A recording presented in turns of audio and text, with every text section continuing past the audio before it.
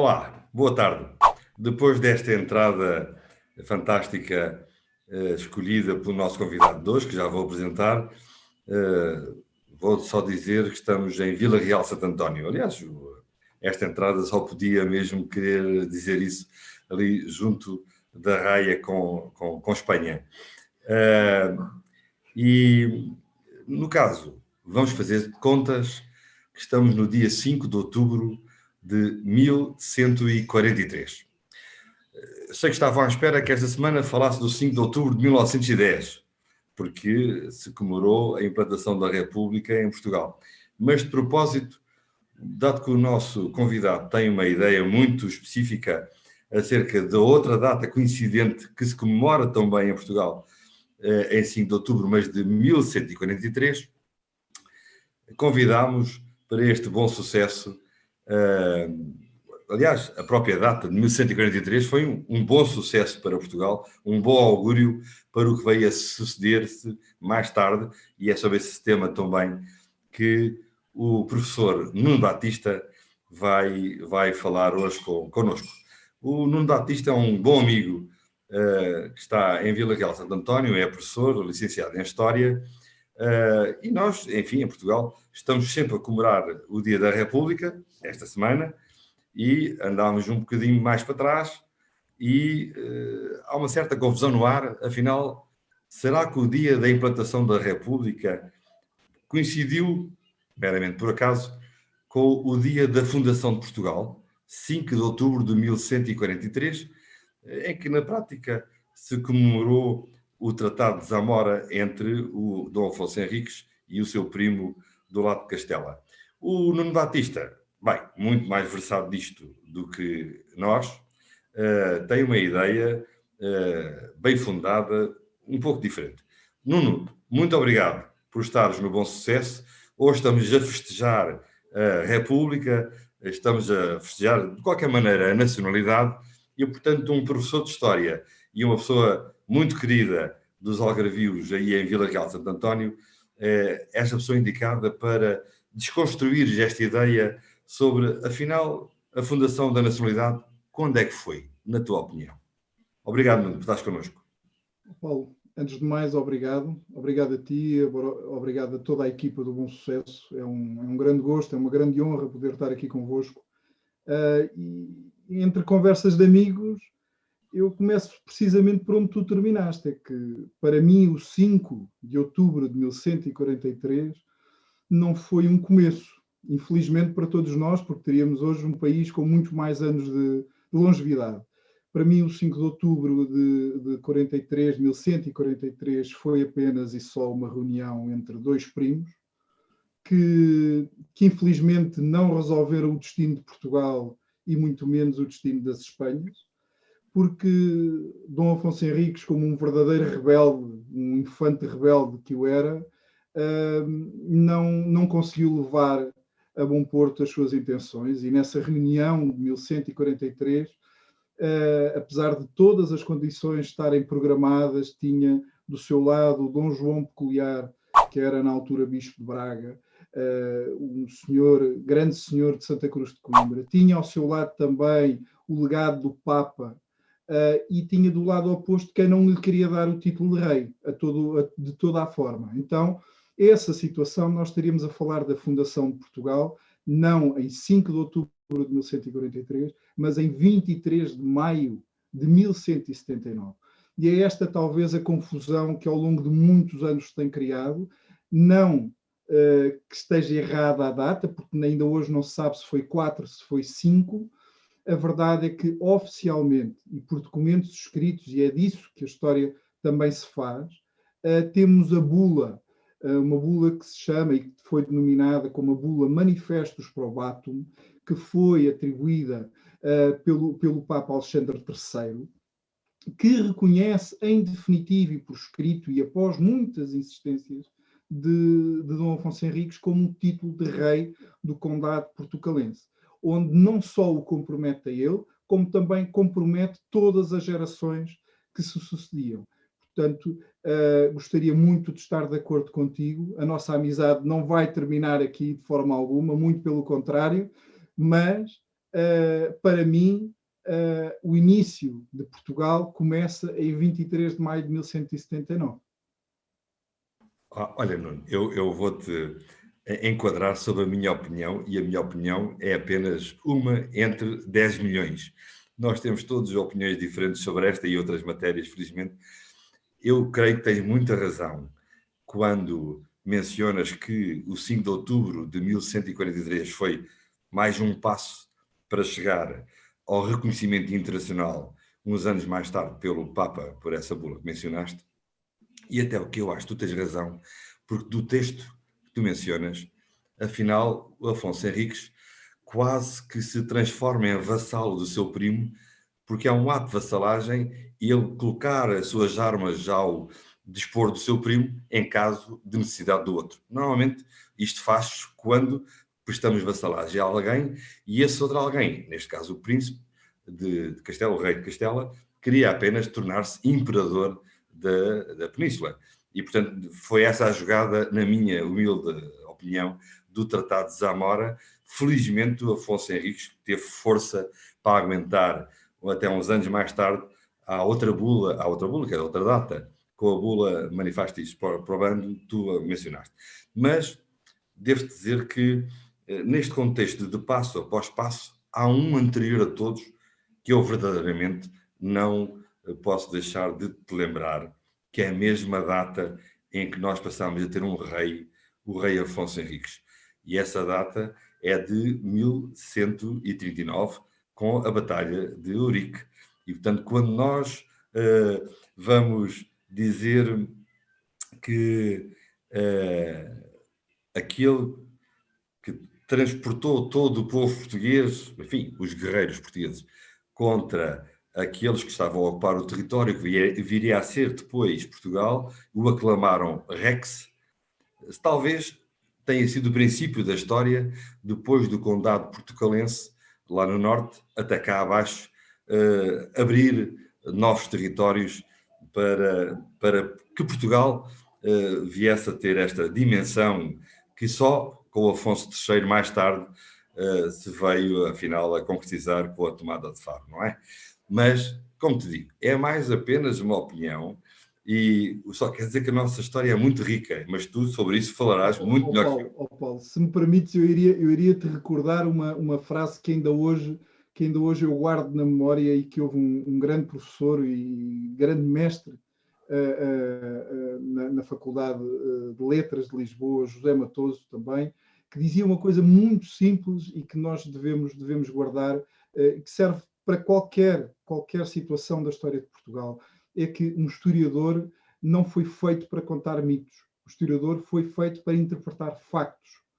E, de facto, a Batalha de Ourique é outro mito que acaba por nos ser transportado, não no Ourique de Alentejo, que aqui é tão próximo de nós no Algarve, mas será o Ourique dos campos próximos de Coimbra. Portanto, de qualquer modo, efetivamente, houve essa batalha, houve um confronto bravo do infante Dom Afonso Henriques contra as hostes moçárabes que ocupavam o sul da península todo, e curiosamente 25 de julho de 1139 é também o dia em que hoje se comemora o São Tiago, o santo da reconquista cristã na Península Ibérica. Eu continuo a dizer, não estamos aqui, a história não se faz de mitos, mas há situações que não conseguimos contornar.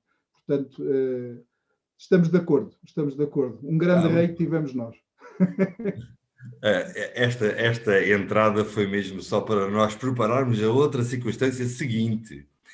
Tens aí por trás uma imagem fantástica do sítio que tu amas, que é a Vila Real de Santo António. Eu estava a dizer que quando te vi nessa imagem, quase parecias o Marquês de Pombal. Bastava pôr aquela peruca que ele usava e estavas... Vila Real, de facto, para nós, algarvios, é, de facto, um local, outro, fantástico. E, no caso, quando falámos para tu vires falar sobre o 5 de outubro, estávamos todos convencidos que vinhas falar do 5 de outubro da República, de 1910, não é? E aí, confrontaste-me com um conjunto de episódios sobre a República no Algarve e em Portugal, que outra vez nos delicia sobre algumas ideias, enfim, feitas, algumas certas, outras menos, sobre a nossa história comum, e esta bem mais recente, não é? Ainda estamos, de facto, espera-se, bem mais tempo neste regime republicano que esta semana se comemorou. Mas, Nuno Batista, no Algarve, o que é que tu distinguirias de que possa fazer-nos recordar a implantação da República, porque sempre que vamos ver as notícias são todas Lisboa e Lisboa e Lisboa, e temos sempre a varanda da Câmara de Lisboa e o Algarve nunca aparece na história. Mas a República também se implanta no Algarve, ou o Algarve continua a ser o reino dos Algarves, como diz Dom Duarte. Paulo, antes de mais, este fundo que escolhemos aqui é a Praça da República, e para quem não conhece, faço já o convite para que à primeira oportunidade possam conhecer, e os nossos irmãos brasileiros que também nos ouvem possam visitar Portugal, possam visitar o Algarve e em especial Vila Real de Santo António, onde temos o melhor pôr do sol que pode haver em todo o Algarve. Todos os outros concelhos deste Algarve vão-me recriminar, mas para mim, e como devem compreender, é o pôr do sol mais bonito que pode haver.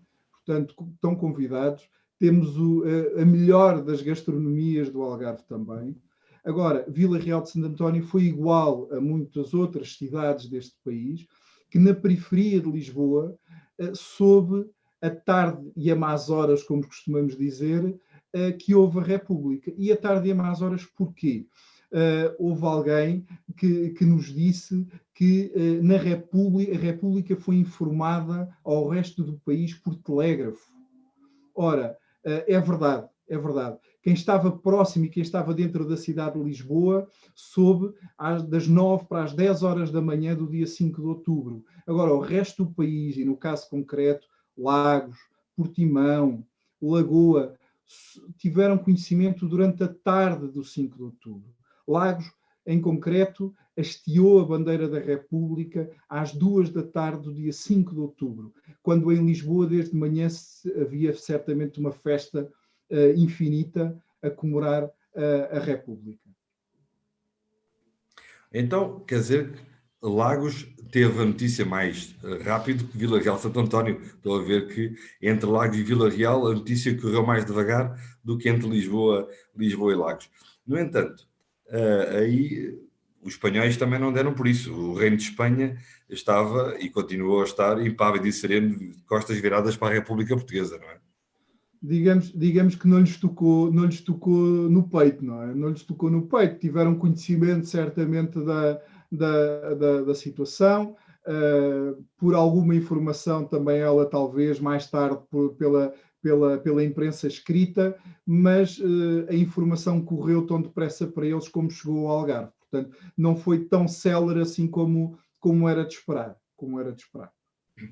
Mas o professor Nuno Batista, eu sei que também tem uma atividade cívica, política muito ativa, e portanto aqui a circunstância era tentar introduzir-lhe esta circunstância. Afinal, aquela história que se conta que entre o Reino de Portugal e o Reino dos Algarves, e que a República foi implantada em Lisboa e foi, em termos dos tratados internacionais, apenas declarada para Lisboa, dá aquela hipótese do direito internacional que o Reino do Algarve não deixou de ser reino e manteve-se reino em termos caricatos, claro, porque o Reino do Algarve, há quem diga que nunca sequer houve, porque nunca houve um rei do Algarve, não é?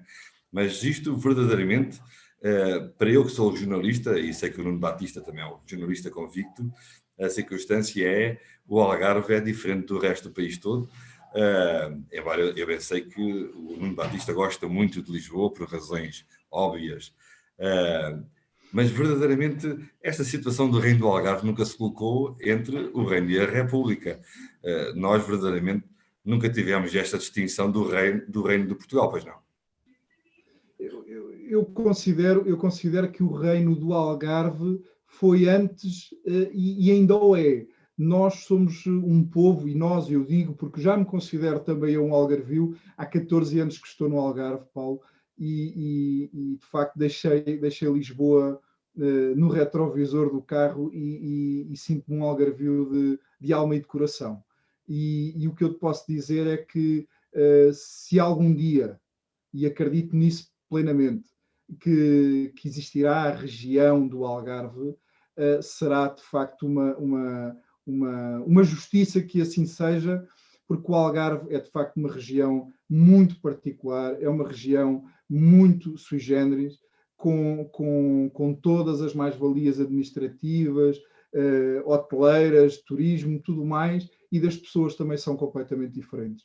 Portanto, quando se falava do reino dos Algarves, não era por acaso. Não era por acaso. Olha, e como é que estão as coisas em Vila Real de Santo António, hoje com a relação com a Espanha, considerando a fronteira tão perto, tão aberta, e a situação da pandemia que se vai vivendo? Como é que está a situação local nesta circunstância que não importa lá quem quer república e quem quer reino, porque vocês estão irmanados, efetivamente, com a ponte aí no Rio Guadiana, não é? O rio separa duas almas gêmeas, eu diria assim. O rio separa duas almas gêmeas. E ser vilarrealense, montegordino, cacelense, ou ser de Ayamonte, tivemos a infelicidade que a geografia nos rasgou ao meio. Eu diria que Nuno somos um Batista, clube já só. agora lembraste-me de um pequeno pormenor. Ayamonte foi tomado aos mouros por Dom Sancho I. Portanto, já foi terra de Portugal. E depois, por um tratado mais tardio, foi, enfim, entregue à Espanha e nós ficámos com o resto dos Algarves. Dos Algarves não, na altura era só Algarve. É verdade, não é? Oh, Paulo, é tão verdade, e eu vou-te dizer isto, há poucas pessoas e não estou aqui a cometer nenhum impreciosismo, mas Algarve é a fronteira. Algarve, a fronteira. Por isso é que havia o Algarve e o Algarve ao andaluz, portanto, a fronteira ao andaluz. O povo era um só. Durante muitos e muitos anos, só no século XV é que os espanhóis se viram livres, em definitivo, do povo moçárabe, embora já estivesse completamente miscigenado na própria cultura. Portugal muito mais cedo, não é? O que é que acontece? Acontece é que hoje em dia essas diferenças não são visíveis.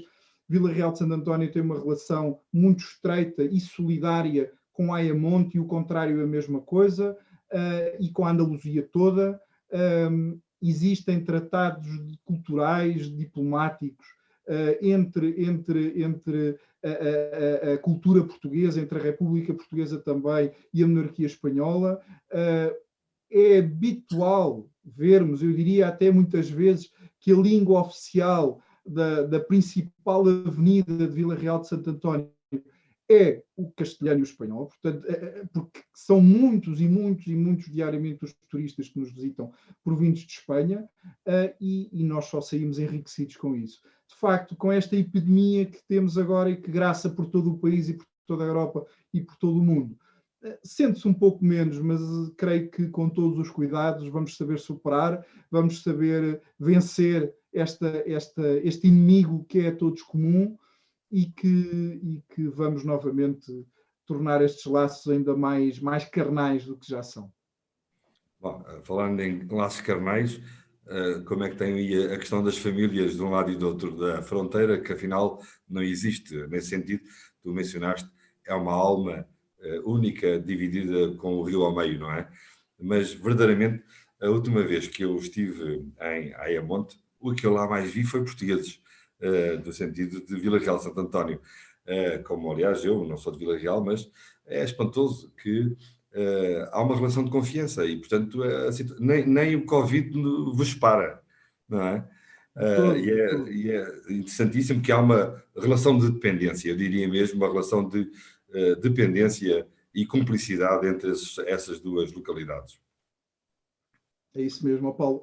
Eu posso dizer que é comum, é muito comum, é estranho até, eu diria, andares na rua e não ouvires um espanhol se cruzar contigo, a falar com alguém e chegas a Ayamonte, falas português vulgarmente e eles entendem perfeitamente, assim como aqui em Portugal, sempre que nos visitam, não temos qualquer problema em criar um bom entendimento entre os dois povos. Portanto, é o tal acidente geográfico que nos separou, mas que estamos unidos até ao firmamento.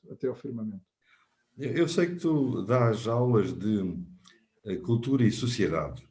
És licenciado em História e como é que hoje convives com os teus alunos nesta circunstância em que, bom, vocês conhecem-se, o Vila Real de Santo António continua a ser uma localidade em que as pessoas todas se conhecem e, portanto, hoje essa situação do distanciamento social entre ti e os alunos, essa situação existe porque tem que existir, mas de resto, esse sentido de entreajuda com as famílias, daquilo que eu conheço de Vila Real, de Santo António, é dos locais, talvez a par de Olhão, com a mesma característica que mantém forte a unidade entre as pessoas, mesmo nesta adversidade. Paulo, Vila Real de Santo António, Monte Gordo, Vila Nova de Cacela, eu diria que somos todos filhos do mesmo pai e da mesma mãe. E somos filhos do mesmo pai e da mesma mãe porque são raras as famílias que não se entrecruzaram, quer no presente, quer no passado. Portanto, sentimos todos a mesma dor, este mesmo afastamento que foram estes meses, desde abril até agora. Eu diria até que, conhecendo todo o Algarve e percorrendo também todo o Algarve, eu admiro, e admiro muito mesmo, o lado cívico responsável que os vilarrealenses, os montegordinos e os cacelenses tiveram ao longo deste tempo todo. Indo em direção à questão que me colocaste, em relação aos meus alunos, eu vou-te dizer que é um desafio. É um desafio para quem dá aulas e para quem durante tanto tempo pôde contactar olhos nos olhos com eles, perceber as feições que tinham na cara, perceber se estavam agradados ou desagradados com a matéria que até estavam a ouvir e de um momento para o outro estar-lhes a olhar somente nos olhos. Os olhos falam, mas não dizem tudo. Os olhos falam, mas não dizem tudo. E não dizendo tudo, falta-nos o contacto físico que eu privilegio, o poder estar próximo deles e sentir o bom e o mau que lhes vai na alma, porque é isso também ser um docente. Um docente não é só despejar a matéria. E os meus alunos sabem que eu sou muito mais do que esse mero docente que despeja a matéria, e é com grande orgulho que tenho essa missão. Não é profissão, é missão. Nuno Batista, muito obrigado. Eu agora só te posso pedir que nos deixes com uma surpresa muito especial, de uma pessoa muito especial aí de Vila Real de Santo António, uma republicana e uma mulher de grande coragem dessa cidade, sufragista a favor da igualdade de direitos, e que tu escolheste uma peça, um texto dela, não te tinha pedido, mas sou obrigado a pedir-te que sejas tu a ler. Lê, por favor, o texto da tua Lutegarda Caires, a tua Vila Realense de eleição. O Paulo, E vamos fechar com um privilégio. o teu texto, privilégio, eu diria, o texto dela. Poder-te oferecer este texto, que eu sei que já o conheces, mas todos os teus amigos e convidados deste teu canal e os nossos irmãos brasileiros certamente vão apreciar a escrita desta grande autora da República e natural e nascida em Vila Real de Santo António. Eu vou ler apenas um texto que é dos mais bonitos que ela tem. E ela diz: tornei a ver-te. Agora os meus cabelos embranqueceram já, longe de ti. Foram-se há muito aspirações e anelos, mas a saudade ainda as não perdi. Mas volto à minha terra tão bonita. terra onde reina o sol, onde resplandece, onde a vaga é murmurar depressa. E sinto ainda a ternura infinita. É que não há céu de tal esplendor, nem rio azul tão belo e prateado como o Guadiana, o meu rio encantado, de mansas águas, suspirando o mar.